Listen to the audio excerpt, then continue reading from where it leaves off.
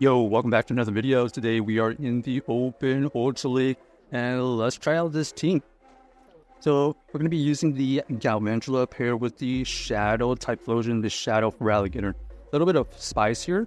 So we are using this Galvantula. It is in a favorable matchup right now. We're going to show the first one.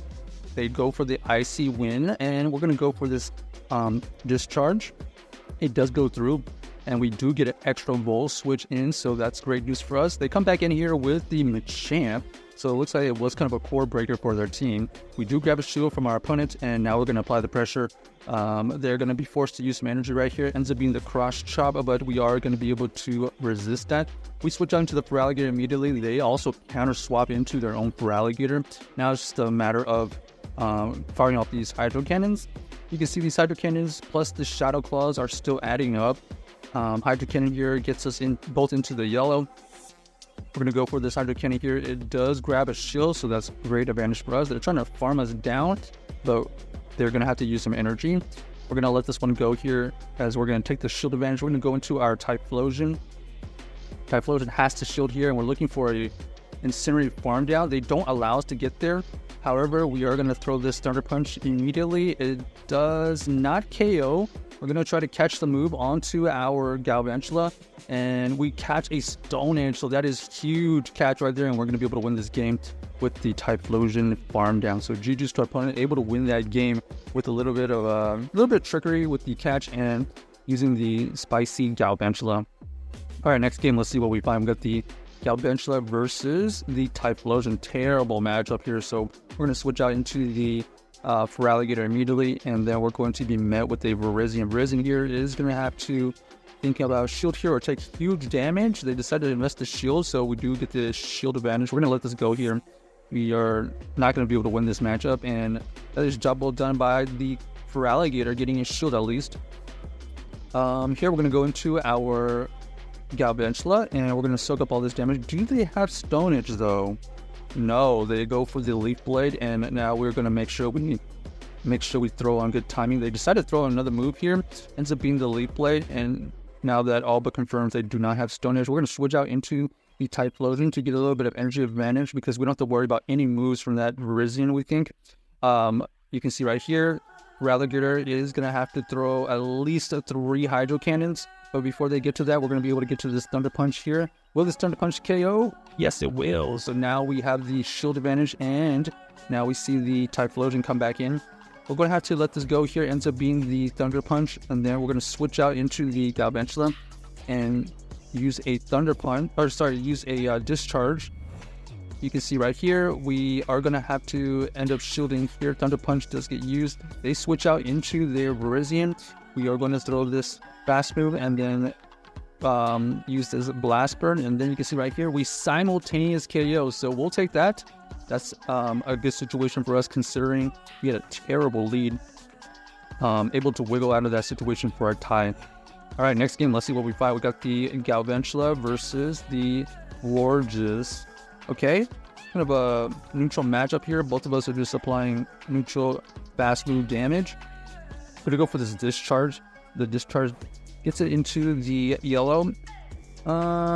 Here we can let this go or play the one shield. We decided to just let it go. Disarming Voice does get revealed, and they do have another Disarming Voice. We're just going to let this go because we're going to see if we can get it in good farm with the Typhlosion. Looks like they're going to get 3 Incinerates through, so that's good advantage for us, and taking resisted damage. It's not bad, but they have the Giratina in the bag. Giratina is going to be a problem. I'm going to go for the Blast Burn and switch out immediately into the Feraligatr. They have the Cresselia. So Cresselia versus the Feraligatr. They go for the Grass Knot. Oh, a little bit of lag there. We're going to go for this Hydro Cannon. We try to get on timing, but they were aware of that and did not throw on timing.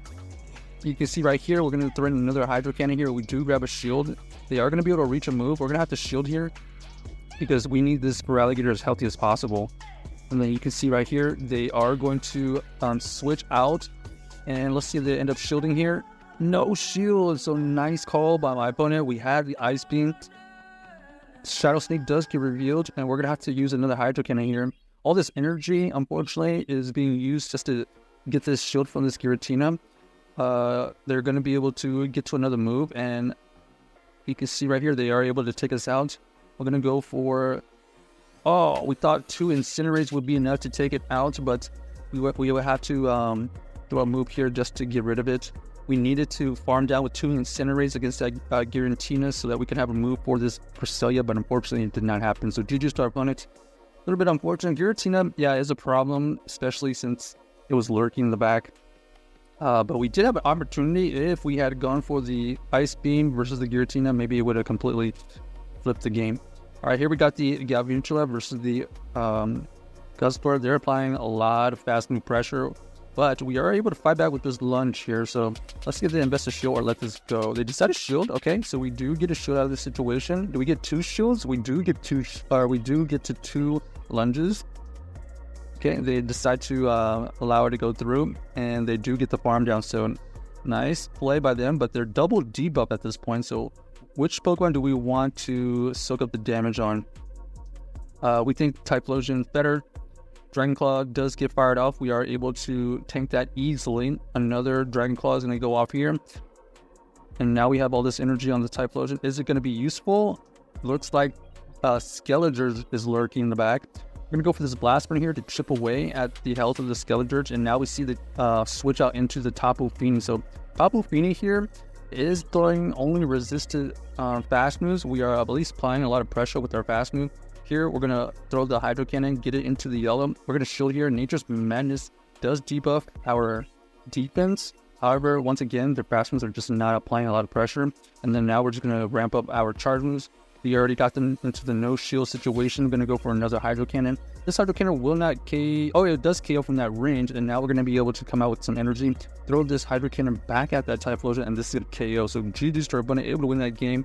And letting our Feraligatr just run crazy at the end. It was kind of a core breaker for them in the back, especially with some energy advantage against their Tapu Fini and Typhlosion. Okay, next game, let's see what we find.